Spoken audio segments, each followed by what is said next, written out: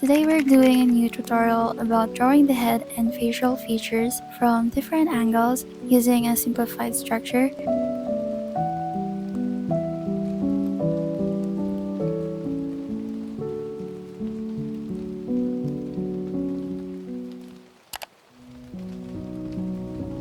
Let's start with the front profile and then we'll slowly work our way into more complex angles.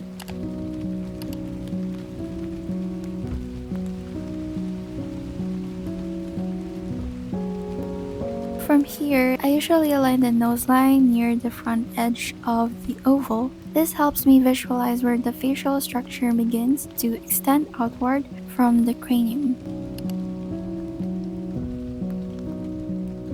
The upper portion, which is from the top of the skull down to about the halfway point, represents the forehead mask. This is area 1. Area 2 runs from the brow line down to the base of the nose. This is usually where the eye sockets and nasal bridge will sit later. Area 3 goes from the base of the nose down to the chin, which includes the mouth area and the lower jaw.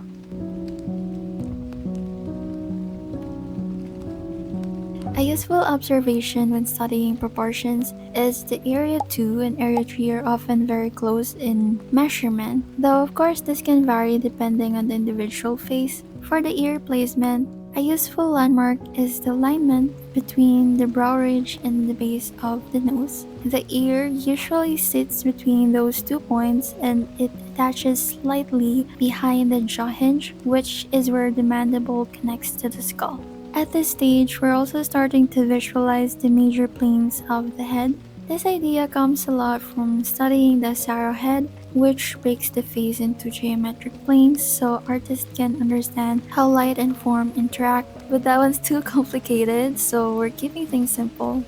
Honestly, just practicing this basic construction repeatedly can already create a huge improvement. A lot of beginners jump straight into drawing eyes and lips, but understanding the underlying structure will make everything else much easier later, and you'll build a much stronger foundation.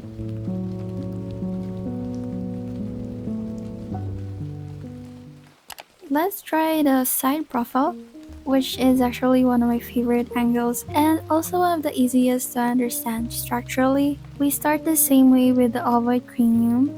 The skull is slightly elongated and heavier towards the back. This time we're clearly seeing the front plane and the back plane of the head.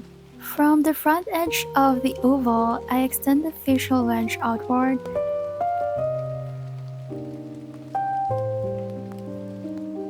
The proportional divisions are still the same: top of the skull to brow line to nose, and nose to chin.